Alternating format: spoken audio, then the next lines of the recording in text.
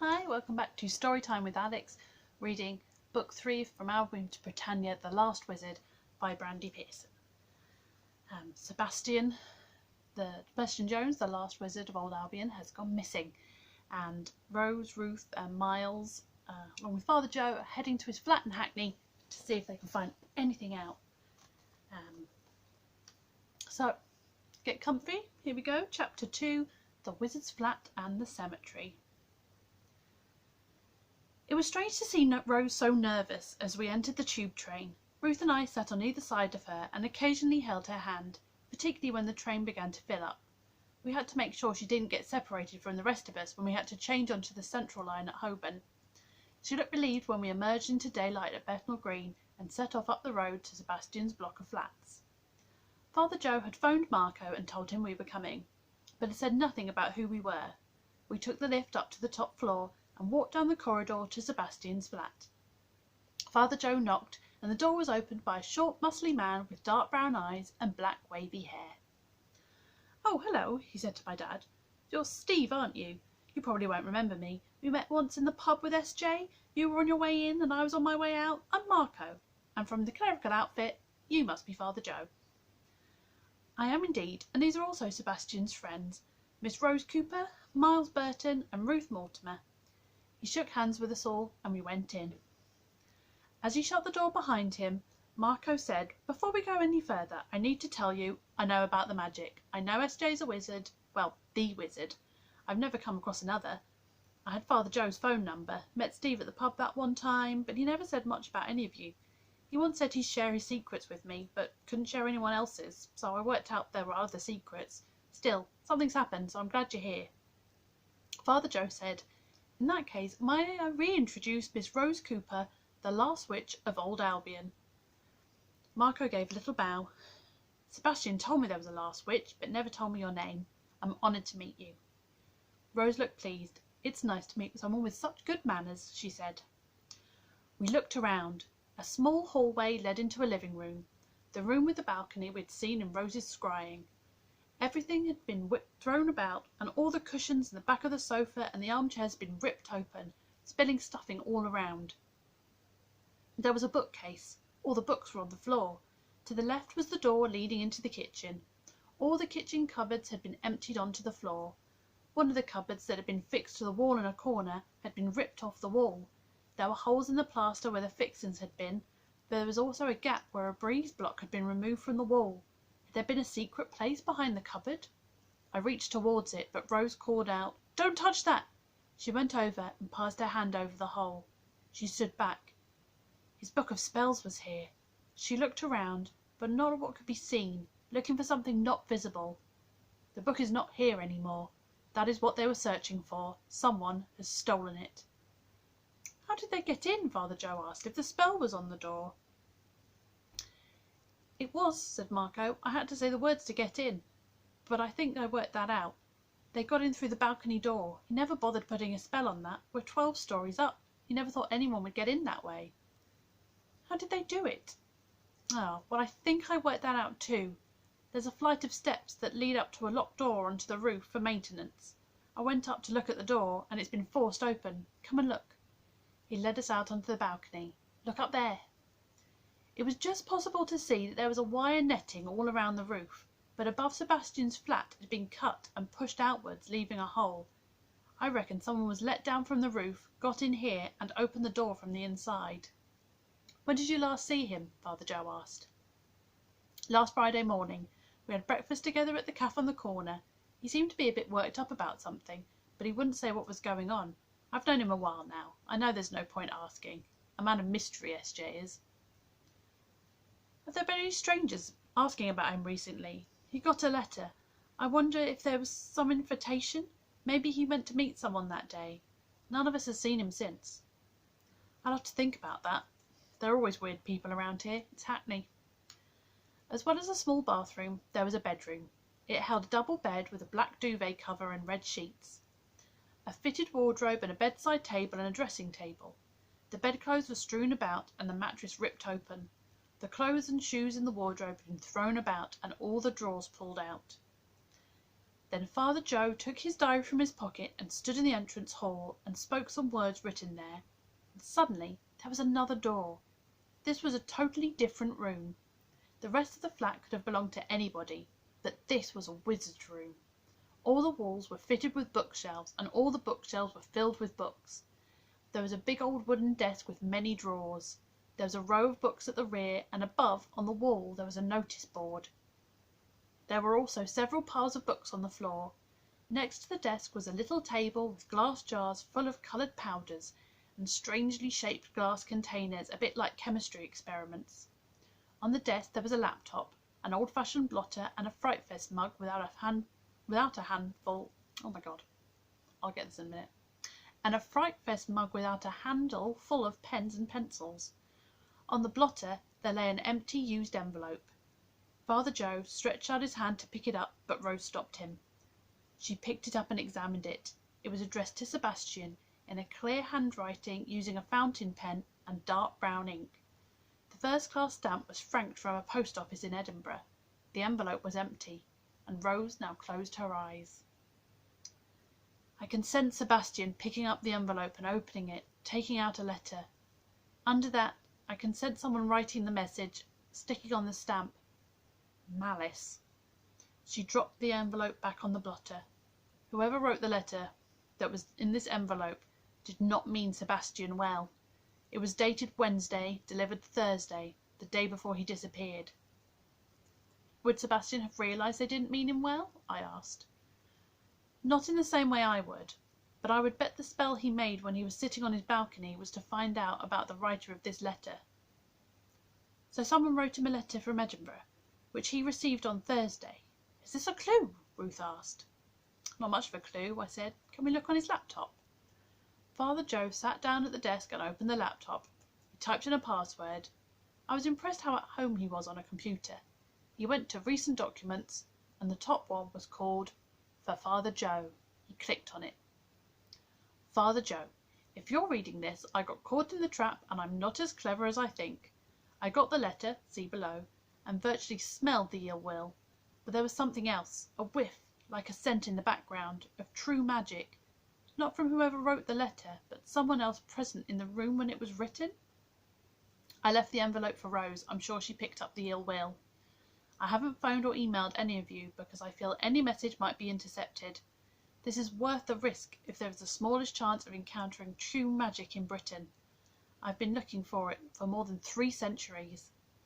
On the next page he had painted a scan of the letter, written in the same hand as the envelope and in the same brown ink. At the top was an address in Edinburgh, then, My dear Wizard Sebastian Jones, you do not know me, but I have spent many years trying to find a true wizard such as yourself. Only recently did I hear of your existence. You must feel very alone. If you wish to meet someone who would be of great interest to you, meet me at 7 a.m. on Friday morning inside the main gates of Daubney Park Cemetery. I'll be in London by then. Do not tell anyone about this. Come alone. We will know if you tell anyone, and people who might be important to you may be put in danger. Where's Daubney Park Cemetery? I asked Father Joe. We could walk there in half an hour, said Marco, but it's getting dark and they close the gates at sunset. Marco stood and thought. I hadn't thought of it till now. But there was this Scottish woman a while ago asking questions about SJ. I didn't like the look of her, and she only seemed to turn up when he wasn't around, like he didn't want SJ to see her. I thought it might be some old flame or something, so I told her I didn't know anything about him. He had just gone away somewhere at the time, and by the time he came back I'd forgotten all about her. I hope nothing serious has happened.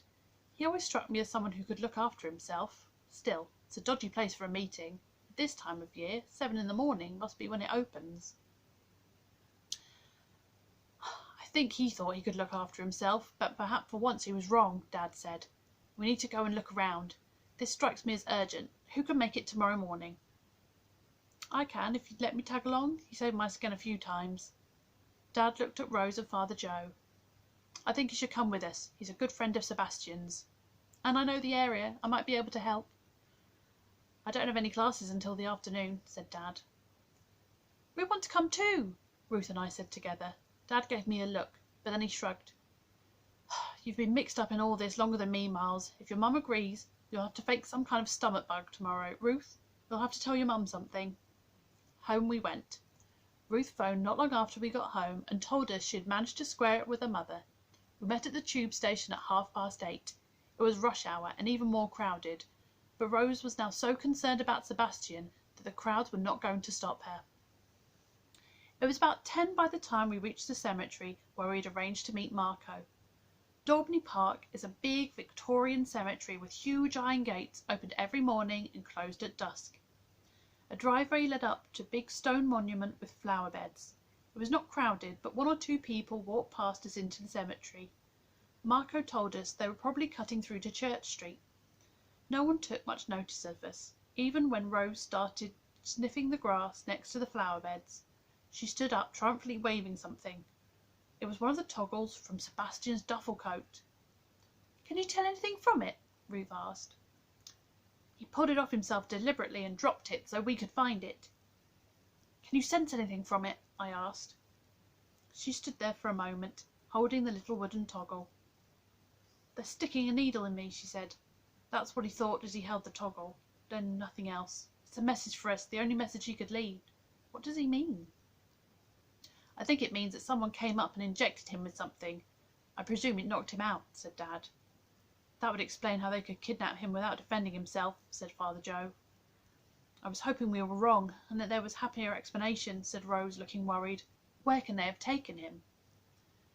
"Most of the cemetery is overgrown. Large parts of it have been turned into a wildlife preserve or something, probably to save money," said Marco. "The path on the left goes through to Church Street, and it's used quite a lot, even in the morning, but he could have been dragged up the other path into the trees and bushes quite easily." "Where did they take him?" said Rose, clearly upset. "You found the toggle," said Dad. "Why don't you go and have a look?" "We could go with her," said Ruth. "We've looked after her so far." "A wonderful idea," said Rose. "There's no point everyone stamping about. If there's any trace I can find, I'm more likely to find it with these two." We were standing next to each other, and she gave us a hug, I think to cheer herself up as well as comfort us. "We'll wait here," said Father Joe. We left them sitting on benches by the gate and set off up the path, Rose walking slowly and almost sniffing the wind. "Keep your eyes open, you two. 3 pairs of eyes are better than 1.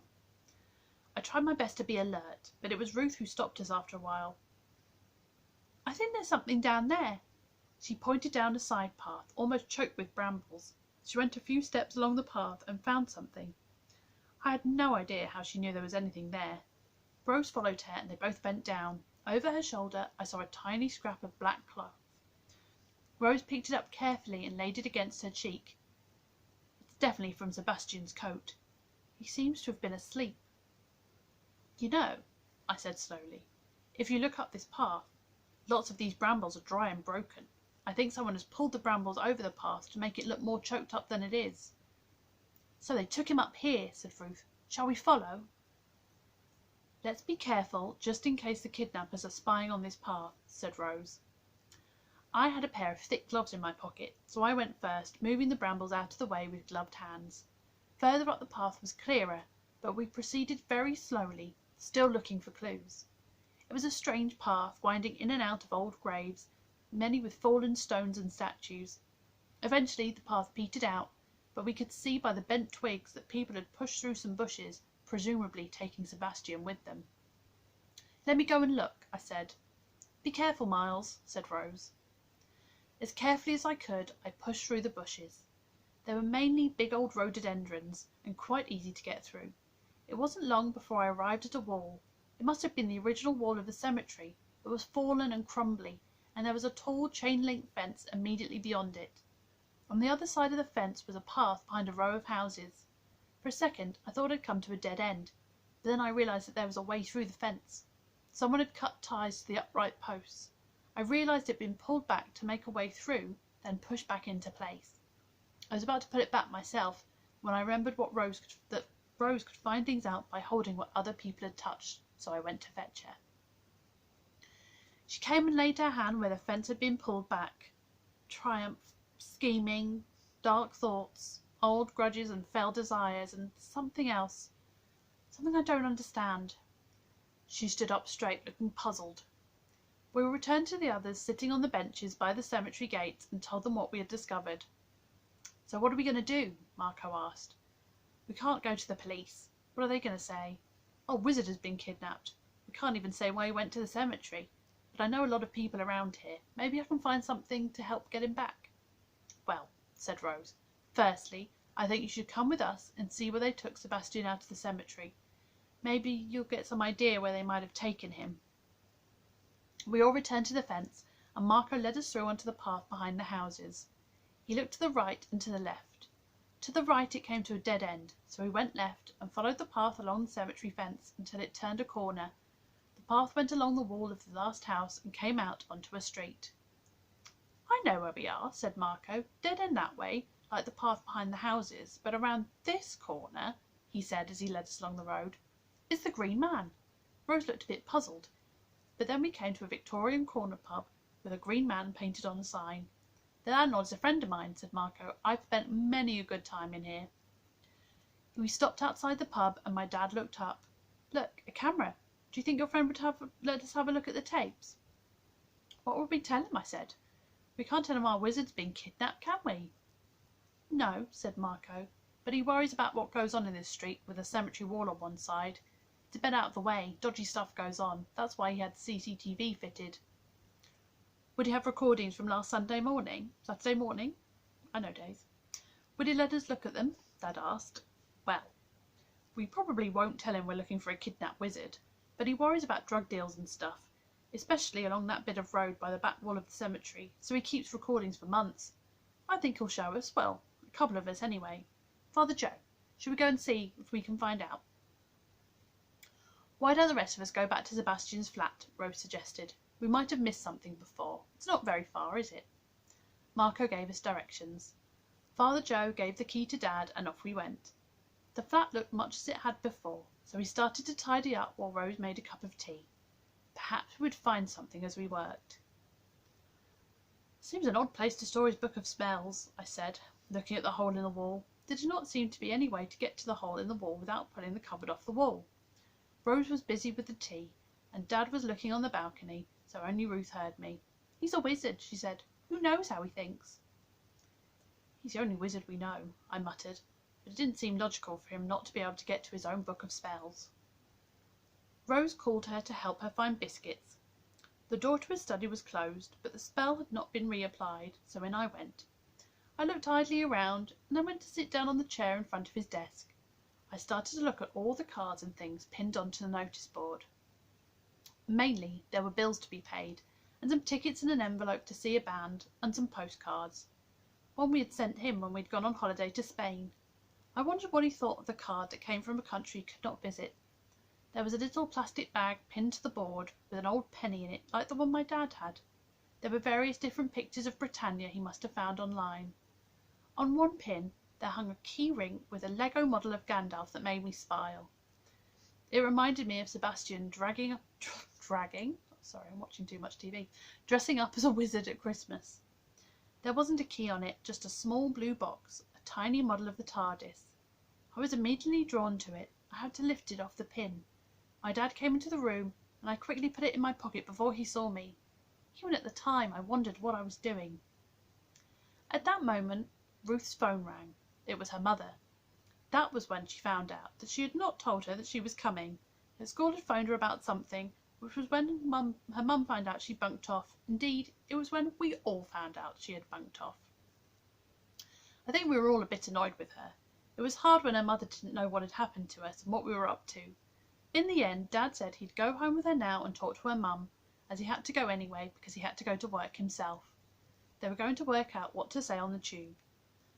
I stayed in Sebastian's flat with Rose and forgot all about the Lego keyring. We were on our second cup of tea when Marco and Father Joe arrived. They were looking quite pleased.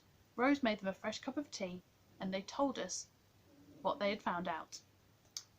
Well, said Marco, we told Ted we were after the dealer we'd seen hanging around the cemetery, and he let us see the tapes. We saw a white van with dirty plates we couldn't read at about 7:15 on Saturday morning.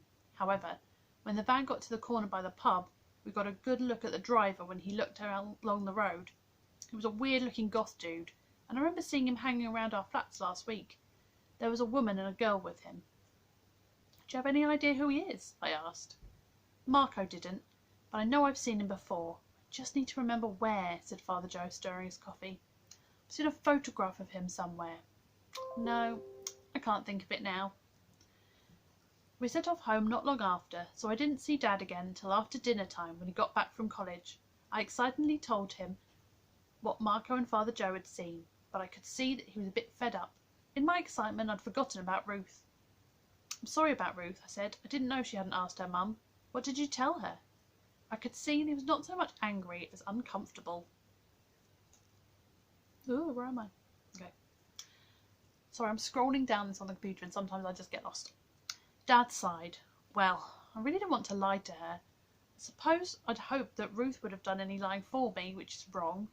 Anyway, when we got back to our house, I told her mum that Rose, who she's met a few times now, needed to get over to Hackney because her friend Sebastian was in trouble, and that she wouldn't go on the tube without Ruth. Not a lie, but certainly not the whole truth. I could see that she would not quite understand why a nice lady like Rose is so concerned with a skinny goth bloke like Sebastian, but she accepted it was true. You know, the more I think about this, the more concerned I am that you and Ruth were involved in this. If Sebastian's been injected with some kind of drug, I suspect we're dealing with some nasty people here. He shook his head. We knew Sebastian and Rose before you did, I said, annoyed at the idea that we would be left out of this. I know, but I'm your dad and I'm responsible for you. And I felt responsible for Ruth today, and then she lied to us, and she pushed me into lying to her mum. I'm not doing that again. When Ruth comes to stay over the holidays, I want to feel I can trust the two of you not to do anything foolish. I was about to say something else, but had the sense to shut up. We'd already taken risks that people our age were not supposed to take. I needed to talk to Ruth. I was annoyed that her behaviour was getting us both into trouble, so that grown-ups were beginning to think we could not be involved. Then I felt the Lego keyring, which was still in my pocket, and although I still did not know why I had taken it, I was very pleased that I had. Ooh, that's the end of that chapter. How mysterious. I wonder if we'll find out what's on the keyring next time. Anywho, join me next time for chapter 3. Bye.